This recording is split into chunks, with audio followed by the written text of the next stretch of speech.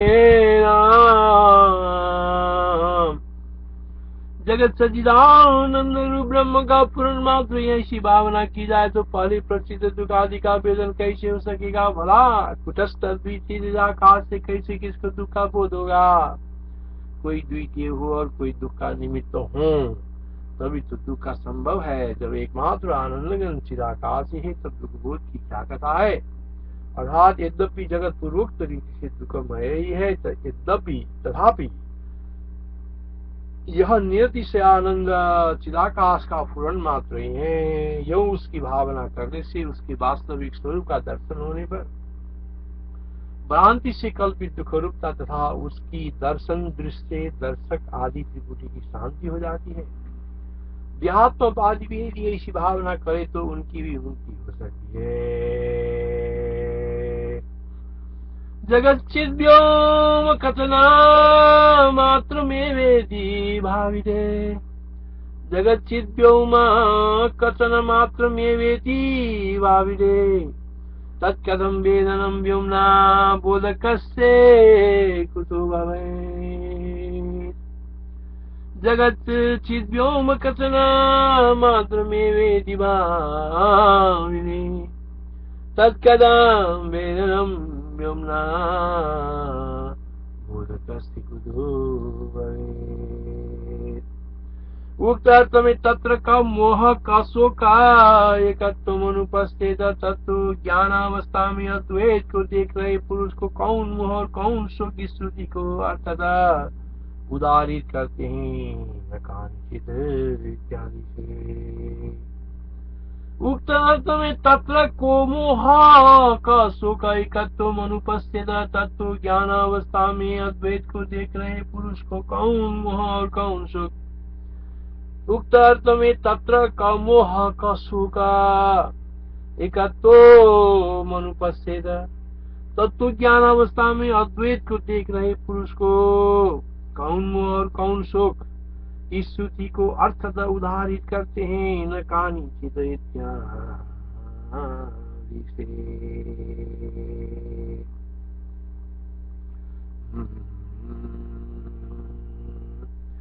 एक ब्रह्म ही ऐसा निश्चयात्मक ज्ञान वाले पुरुष को किन्हीं सुख या दुखों का ऐसे स्पर्श नहीं होता जैसे कि आकाश को धूलियों का स्पर्श नहीं होता।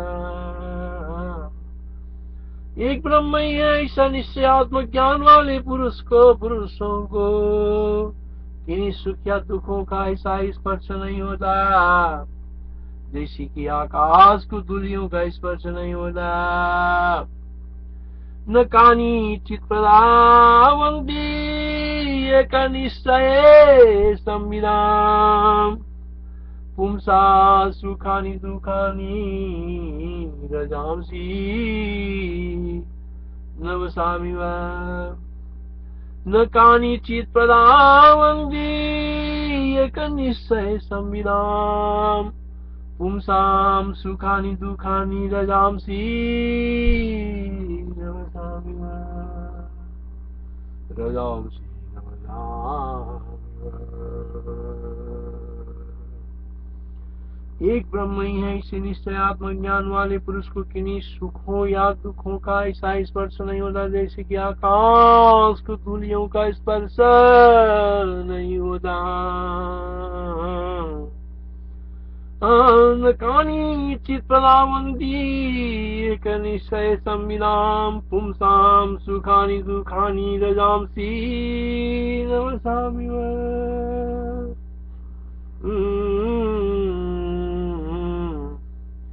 अपने अपने दृढ़ निश्चय के अनुसार ही अपने दृढ़ निश्चय के अनुसार ही पदार्थ के अनुभव में संबित की प्रमाणता और चित्तवृत्ति की सत्यता ठीक नहीं है। देहात्मा भाव में पहले की संबित प्रमाणता नहीं है और ब्रह्म साक्षात्कार वृत्ति में दूसरे चित्तवृत्ति की सत्यता नहीं है। इस आशय से कहते हैं संबित इत्यादि से संबित सत्य प्रभा है और चित्तवृत्ति सत्य।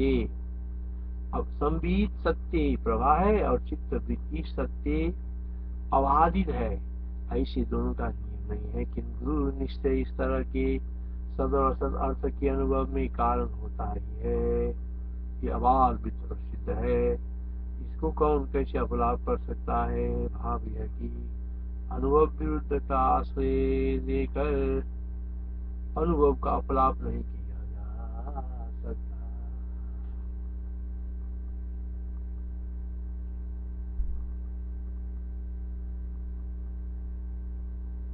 श्री राम जय राम जय राम।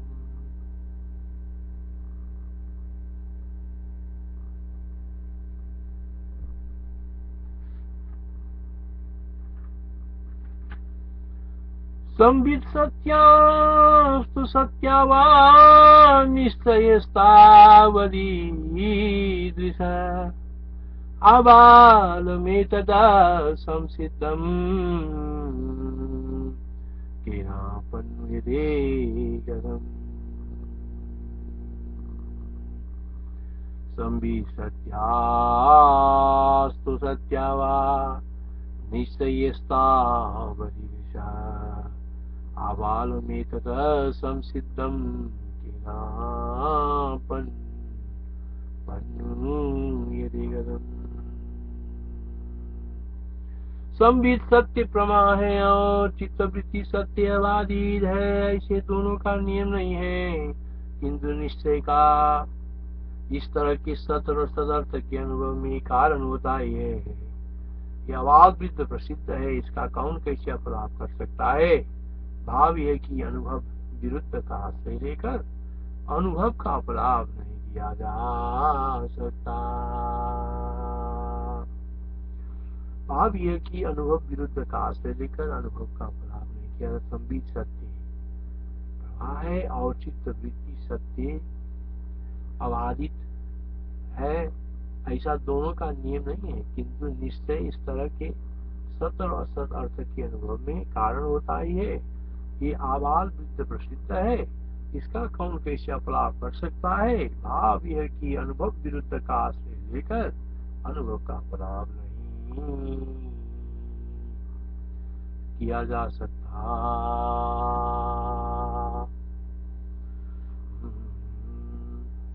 संविदा सत्यास्तु सत्यावान् निश्चयस्तावदीदृश आबालमेतदा संसिद्धम्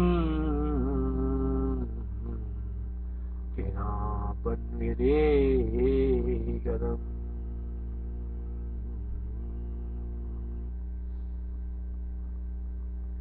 संबित सत्य प्रमा है और चित्त वृत्ति सत्य अबाधित है, ऐसे दोनों का नियम नहीं है, किंतु निश्चय इस तरह के सत और असत अर्थ के अनुभव में कारण होता ही है। ये आबाल वृद्ध प्रसिद्ध है, इसका कौन कैसे अपलाप कर सकता है। भाव यह कि अनुभव विरुद्ध का आश्रय लेकर अनुभव का अपलाप नहीं किया जा सकता। इसलिए सकल वादियों की अभिमत तत्त वेशों को धारण करने में समर्थ संबित की आत्मा है। ऐसा सब वादियों को समझाकर सब कृत्य सफल मनोरथ किए जा सकते हैं। इस अभिप्राय से कहते हैं न देह इत्यादि से। चारवाकों के अभिमत शरीर, सांख्यों का अभिमत पुरुष और मीमांसक आदि का अभिमत जीव या भोक्ता संबित से पृथक उपलब्ध नहीं होता।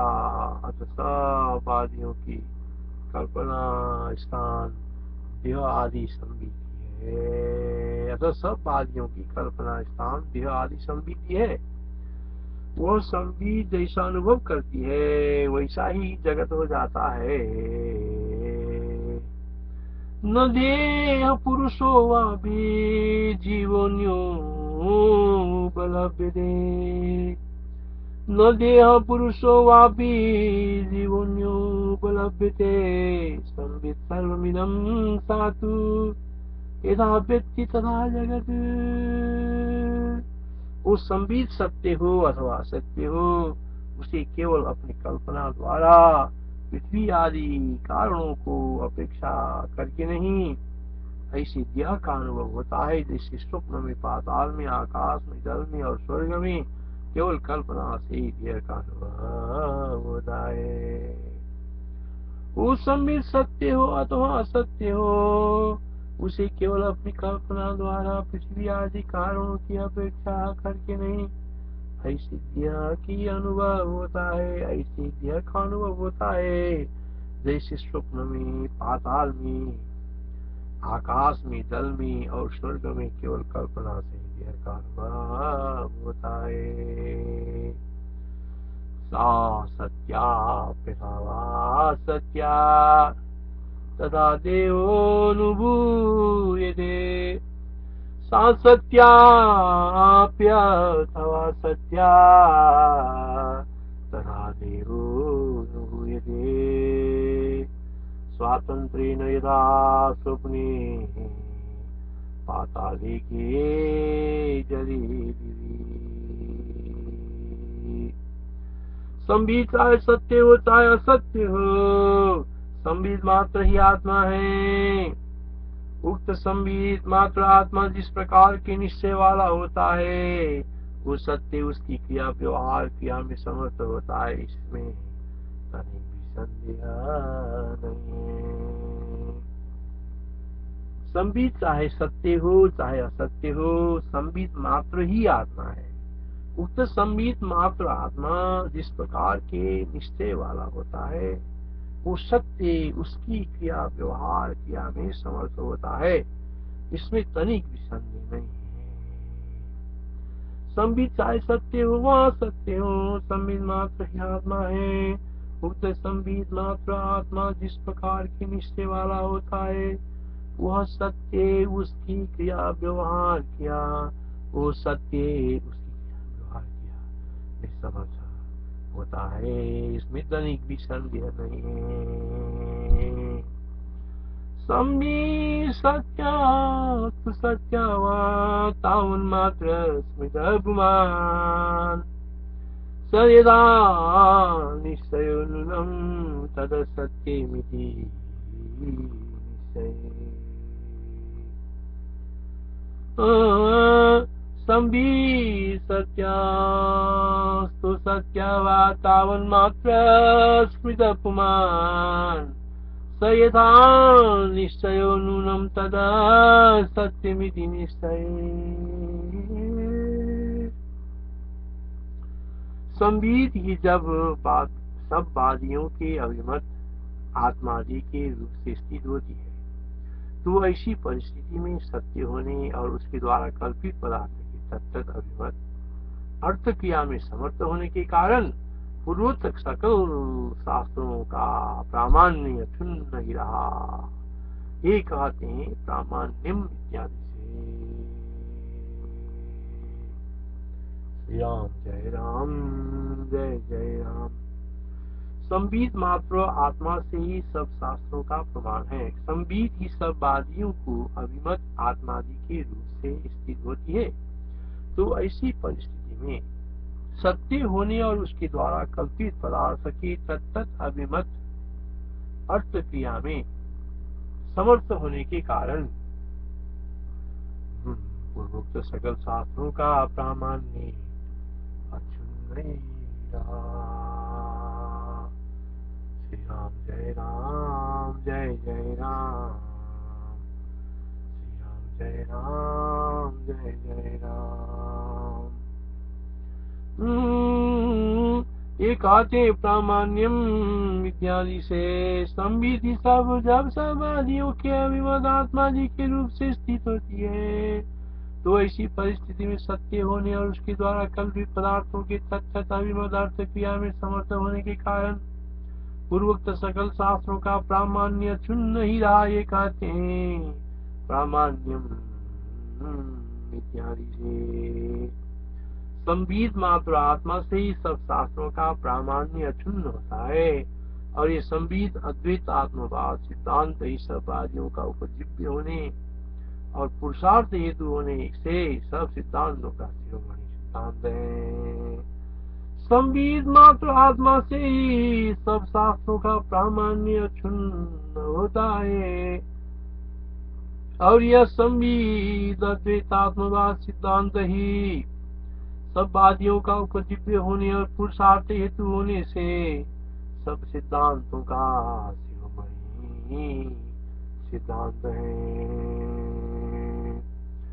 प्रामाण्यम सब शास्त्राणाम एतेनैव प्रसिद्ध्यति सर्व सिद्धांत सिद्धांत ये सएवेति मे मति। तो क्या संविधि तत्तवादियों के अभिमत्यादि के आकार से तत्त निश्चय के अनुसार परिणत होती है? इस प्रश्न नकारात्मक उत्तर देते हैं तस्मात् इत्यादि से। संविद में जो अबोधता यानी अविद्या है वही तत्तवादियों की जैसी संविद होती, परिणाम द्वारा प्रवृत्ति आदि के समय वैसा ही बन जाती है। वही जब तत्व ज्ञान से परिणाम होने पर निर्मल शुद्ध चिदाकार हो जाती है, तब मोक्ष फलभागिनी बन जाती है। संविद में जो अबोधता यानी अविद्या है वही तत्तवादियों की जैसी संविद होती है, परिणाम द्वारा प्रवृत्ति आदि के समय वैसा ही बन जाती है। वही जब तत्व ज्ञान रूप से परिणाम होने पर निर्मल शुद्ध चिदाकार हो जाती है, तब मोक्ष फलभागिनी बन जाती है। तो क्या संविधि तत्तवादियों के अभिमान देहादि के आकार से तत्त निश्चय के अनुसार परिणत के अनुसार परिणत होती है? इस पर नकारात्मक उत्तर देते हैं तस्मात् इत्यादि से। संविद में जो अबोधता यानी अविद्या है वही तत्तवादियों की जैसी संविद होती है, परिणाम द्वारा प्रवृत्ति आदि के समय वैसा ही बन जाती है। वही जब तत्व ज्ञान रूप से परिणाम होने पर निर्मल शुद्ध चिदाकार हो जाती है, तब मोक्ष फलभागिनी बन जाती है।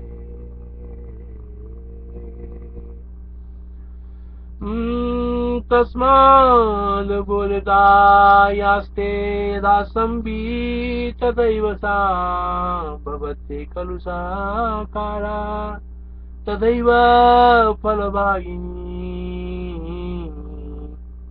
इसलिए पुण्य तीर्थ पुण्य पर्वादि देश काल में स्नान दान आदि कर्म से, रसायन मंत्र औषधि आदि द्रव्यों से, कर्मशास्त्र द्वारा उपदिष्ट लोकेशण धनेशण और पुत्रेशण रूप भ्रांतियों से वो अबोधता और उसके उत्पन्न विक्षेप संबित कभी भी नष्ट नहीं होती। इसलिए पुण्य तीर्थ पुण्य पर्व आदि देश काल में स्नान दान आदि कर्म से, रसायन मंत्र औषधि आदि द्रव्यों से, कर्म शास्त्र द्वारा उपदिष्ट लोकेशणा धनेशणा और पुत्रेशणा रूप भ्रांतियों से वो अबोधता और उससे उत्पन्न विक्षेप संबित कभी भी, उससे उत्पन्न विक्षेप से संबित कभी भी नष्ट नहीं होती।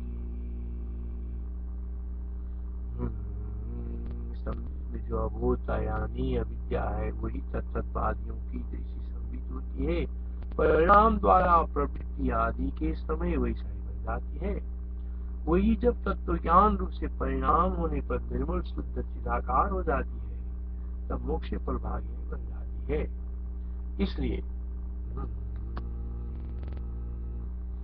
इसलिए पुण्य तीर्थ पुण्य पर्व आदि देश काल में स्नान दान आदि कर्मों से, रसायन मंत्र औषधि आदि द्रव्यों से, कर्म शास्त्र द्वारा उपदिष्ट लोकेशणा धनेशणा और पुत्रेशणा आदि भ्रांतियों से वो अबोधता और उससे उत्पन्न विक्षेप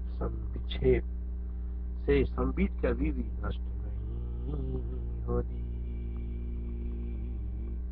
देश काल क्रिया द्रव्य वेद शास्त्र शणामणे भ्रमय अबोधता तुया संभि कदाचित आत्यंतिक बोध से क्षीण हुई अविद्या की पुनः प्राप्ति की आशंका भी नहीं है। आत्यंतिक बोध से क्षीण हुई अविद्या की पुनः प्राप्ति की आशंका भी नहीं है। यदि अविद्या एक बार बाधित होकर पुनः क्षण भर में आविर्भूत हो जाएगी तो जीव का दुख किससे शांत होगा, यानी कभी भी किसी से भी शांत न हो सकेगा।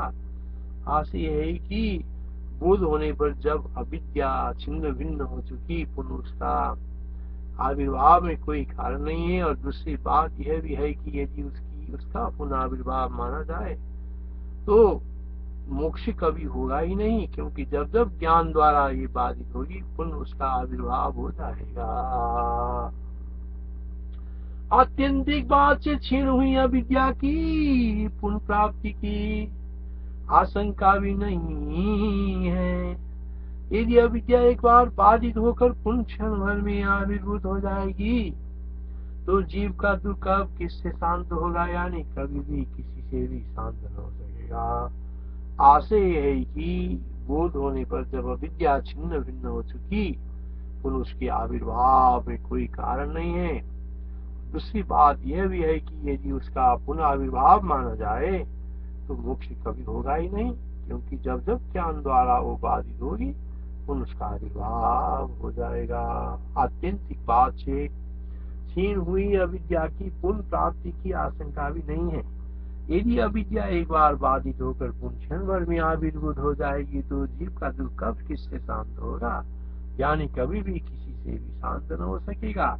आशय यह है कि बोध होने पर जब अविद्या छिन्न भिन्न हो चुकी पुनः उसके आविर्भाव में कोई कारण नहीं है। और दूसरी बात यह भी है कि यदि उसकी पुनः आविर्भाव माना जाए तो मोक्ष कभी होगा ही नहीं, क्योंकि जब जब ज्ञान द्वारा वो बाधित होगी पुनः उसका आविर्भाव हो जाएगा। आविर्भवति साभूये क्षीणाशंकां क्षीणेन चेत् तत्केन संविदो दुःखं कदा नामुपशम्यति। आविर्भवति साभूये क्षीणाशंका क्षणेन चेत् तत्केन संविदो दुःखं कदा नामुपशम्यति। संविधि मनुष्यों का जीव जीवात्मा है, उसका जैसी दृढ़ भावना होती है वैसा ही पुरुष सुखी या दुखी होगा, इसका निश्चय है। संविधि मनुष्यों का जीव जीवात्मा है, उसकी जैसी दृढ़ भावना होती है वैसा ही पुरुष सुखी या दुखी होगा, ऐसा निश्चय है। संविधि मनुष्यों का जीव है, जीवात्मा है, उसकी जैसी दृढ़ भावना होती है वैसा ही पुरुष सुखी या दुखी होगा, ऐसा निश्चय है।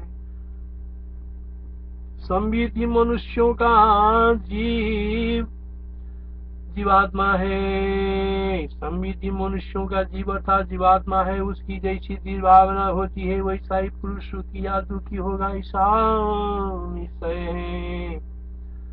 संविदेव निराम जीव सयदां दृढ़ भावना